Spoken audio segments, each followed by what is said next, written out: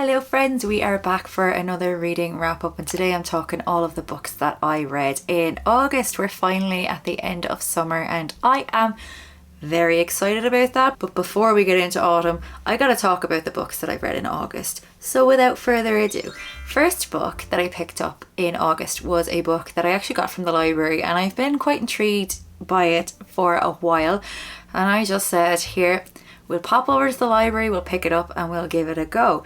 And that book was Show Your Work, and it is 10 ways to share your creativity and get discovered, and that book is by Austin Kleon. So you might have heard of Austin Kleon.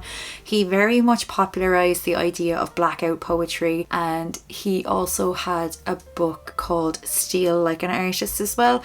And this particular book, Show Your Work, was published in I think 2014, so it is about 10 years old, and it does what it says on the tin. It's literally about sharing your creative endeavors online and getting discovered and building a community that way. And it's a nifty little book that isn't so much about the creative process, but is actually about like how to share your work. So as I've mentioned, this book was published in 2014, so at the time Instagram was only a few years old, Facebook was probably in the height of its power, and TikTok hadn't quite yet arrived, so people probably weren't as adept at sharing their creative processes online. I feel like it's a very common thing to do nowadays.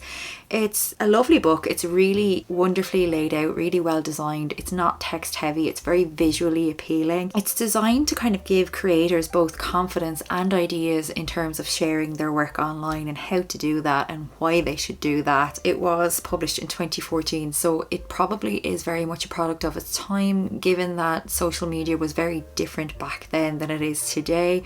I feel like I didn't necessarily learn a lot from it, but it was kind of nice to have certain ideas reinforced. But as I've said, maybe it is slightly a little bit dated, but it's the kind of book that you'll sit and read in one sitting, and I feel like it definitely has its merits. And if it sounds like something that you're into, absolutely pick it up. And then next up is a book that I have been anticipating for what feels like forever. So it was published in the US in 2023, and to nothing but amazing acclaim from what I could gather.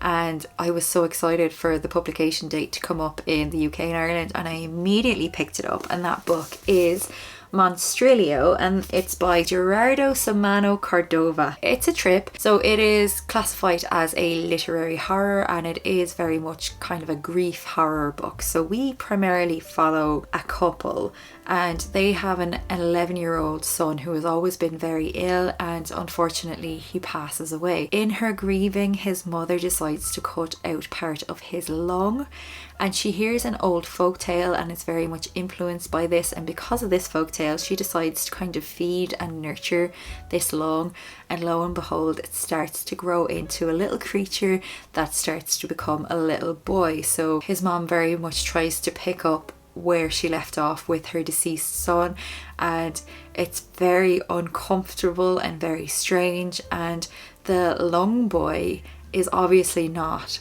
her deceased son, and he has some impulses and some habits that really need curbing, and the family end up in some very tricky situations because their lung son is not quite who they would like him to be, shall we say. This is an incredibly thought-provoking story. It has obviously themes of grief and family, acceptance and loyalty, and it is classified as horror, but it's not scary. It's just got kind of horror themes and horror motifs. It is absolutely beautifully written, and it's such a novel idea. I've never read anything like this book before. I think though that it may have been a victim of my expectations being that little bit too high, because I didn't quite love it as much as I expected to. That said, it is actually a brilliant book. It's so unusual. I was really kind of upset by the cover of this book compared to the US edition, because the US edition is like iconic, and then this just didn't make sense to me when I bought it. But when I actually read the book, I think it's such a perfect cover. It's definitely a recommendation from me, but I will say maybe just don't have the expectations that I had. I feel like I've seen so many people give this book 5 stars, so don't let me put you off in any way. It's actually a brilliant read. It's so unusual, so strange, really thought-provoking. There's a lot in here that I wasn't expecting at all. I would say that it's very much a worthwhile read. Next up then, I went a little bit rogue and I listened to an audiobook called How Not to Fit In, and it is subtitled An Unapologetic Guide to Navigating ADHD and Autism. And I think the author on this is Jess Joy. It's written actually by two separate people who are friends and who met each other in college, and both later on found out that they are neurodivergent. It's definitely a non-fiction, and it is another book that kind of does what it says on the tin. It is relatively recently published. I believe it was only published this year, and in listening to the book I felt like somebody was enthusiastically trying to befriend me, and they were talking about things that I can somewhat relate to. And I'm sure for some people this casual style works really well, but for me I found it a little bit irritating, I won't lie. I can't say that I personally learned too much from it. I feel like it is a very valuable book, and I feel like there are a lot of people out there that will get a lot from this book, and it will hold a lot of merit to the right audience as well. For me, potentially it was a little bit of a miss, but I absolutely will not write it off because I feel like it will do a lot of great things for a lot of people. Next up then, I read a book that I was gifted for my birthday this year, and it's a book that I've wanted to read for a really long time, and I had this weird sort of superstition about it. I was essentially afraid to buy it because I've never read a Penguin modern classic that I didn't like, and I didn't want to break the streak, but I had a feeling I would love this one and I got it as a gift, so I had to read it. And of course the book is Chess by Stefan Zweig, and this edition was translated by Anthea Bell. So this is a short little modern classic which was published in 1942. It seems quite straightforward at first glance. We're on a cruise and the passengers on the cruise realise that the world chess champion is on board with them, and they all decide to challenge him to a game of chess. So it's the champ against a lot of people, and they start to fail miserably. If you can hear my mom vacuuming, please just ignore it. So they challenge him and they lose desperately until somebody in the crowd starts to whisper little ideas, little suggestions, and all of a sudden they're winning the game. So the story essentially follows the life of this talented stranger and how he became so adept at chess. It's very short, so I don't want to say too much about it, but it did feel really immersive, really dramatic, and has a lot of themes in it that I think are really important even nowadays. Very much a recommend from me. After that then, I picked up a book that's been sitting on my Kindle for quite some time, and it is a short coming of age literary fiction novel, and that book of course is Saltwater by Jessica Andrews. So we follow our protagonist, I believe her name is Lucy, and she has essentially moved back to rural Donegal, which is in the northwest of Ireland, into her grandfather's old cottage after she feels like living in London as a student has essentially just torn her apart and eaten her whole. She has very much felt like an outsider among her fellow students and her colleagues, and she just feels essentially a bit lost and deflated, something I think a lot of us have probably related to in our 20s. So she decides to take off for Ireland for the quiet solitude of the coast. It is a really lyrical story, and it essentially mostly explores the dynamics of a mother-daughter relationship. It also deals with things like class identity and themes of family and addiction and of generational trauma. I thought that this would be a book that would be right up my street, but I did find that the prose was maybe a little bit flowery for me, and eventually I got a little bit tired of it. Also, the perspectives and the timelines kind of confused me a little bit at times, but that could just be a me problem. So it wasn't quite what I was expecting, and it wasn't quite up my street. And I feel like if maybe the plot had been a bit more solid and a bit more laid down, I might have enjoyed it a lot better, but unfortunately it just didn't quite hit the mark for me. I gave it 3 stars all the same. It's not a bad book, but I just think it's a not for me book. It did fall a bit flat for me in the end, but I wouldn't let my opinion of it put you off, because I think this is the kind of book that will appeal to a lot of people. And if you've read it, I'd actually really be curious to hear your thoughts on it, so let me know down in the comments below. Next up then is a book that I feel is just so widely loved, I'm nearly afraid to talk about it, and that book is The Sword of Kaigen by M.L. Wong. I finally read it. This is one of the books I believe that was on my 24 books for 2024, which I'm failing miserably at, by the way. So here's one anyway. So this is an independently published epic fantasy novel. So we are set on the side of a mountain. This mountain sits right on the edge of the Kaigenese Empire, and here the most powerful warriors in the world are trained, and for centuries these fighters have kept the Kusanagi Peninsula safe from potential invasions. We follow mostly two different protagonists. Quite interesting because one of our protagonists is a 14-year-old boy and he is being trained to master his family's fighting techniques, and then the other perspective that we follow is actually his mother, and she feels as though she has left behind a really exciting life to become a stuffy housewife whose main job is just to pump out babies who will then become warriors to fight for the province. As you might expect, war does reach the peninsula and we witness this family's attempts to defend their empire. This is a really quite big, quite ambitious book. There's so much backstory, so much world building, and if you love to read combat scenes in a book, I feel like this is a book that you will really enjoy. There's so much combat in this. It is very combat heavy, and that's not something that I personally feel excited for, so just do be warned of that. There's also a really interesting magic system, and Wang includes elements of modern science in a story where modern technology kind of hasn't really hit this place all too much.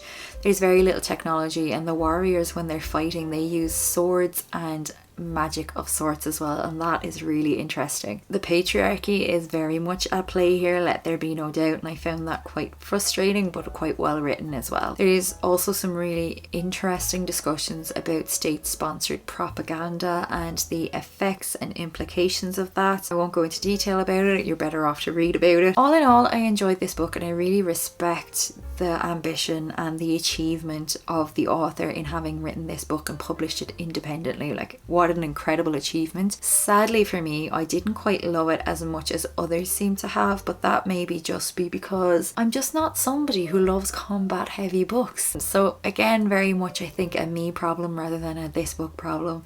Judging by the reviews for this book, I think it's definitely just me. Objectively, I can see that this is a really great book, and if it sounds like it's something that might be for you, absolutely pick it up.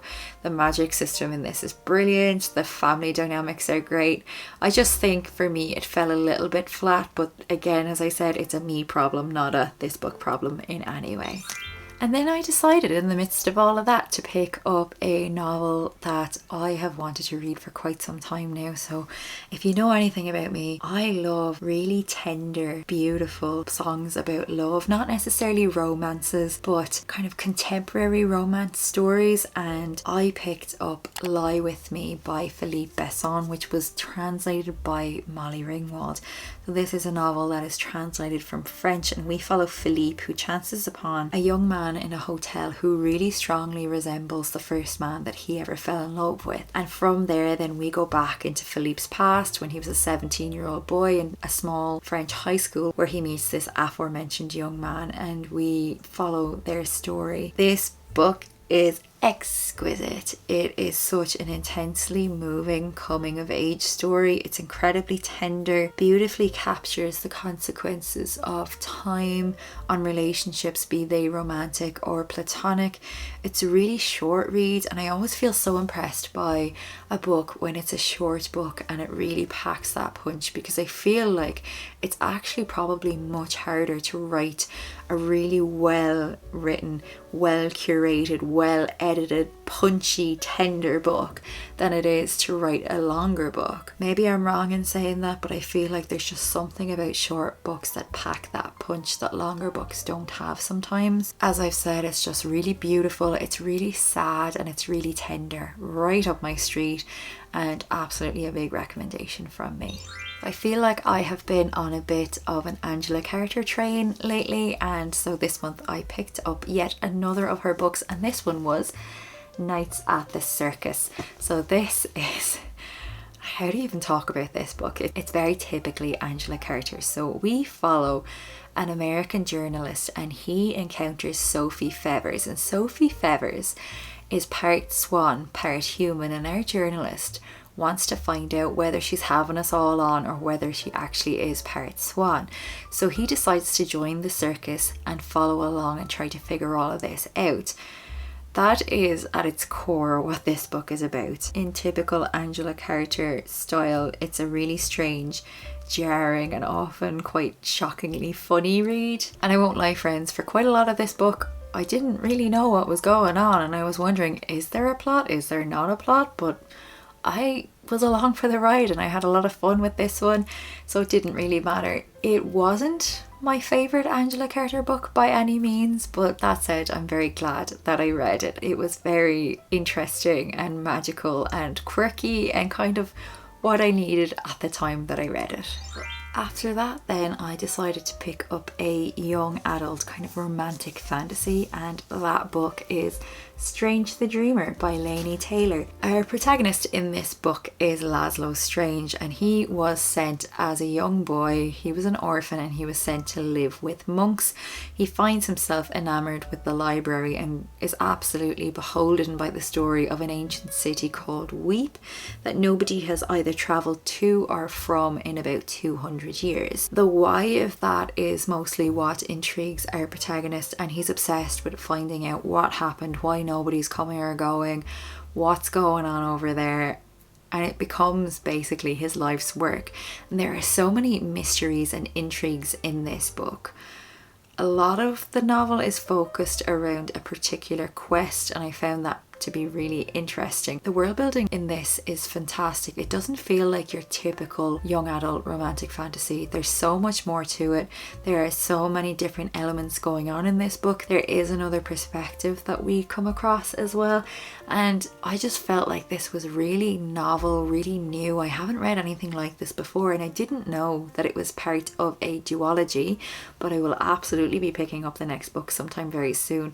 I really enjoyed this so much more than I expected. It was so different than what I was expecting. I was expecting much more of the library setting and we didn't get that much of it, but I'm not complaining. It was so good, and I get it. I know why people love this book so much now that I've read it. And so if you've been around here for a while, you know that I've been reading the Stormlight Archives by Brandon Sanderson for the past while.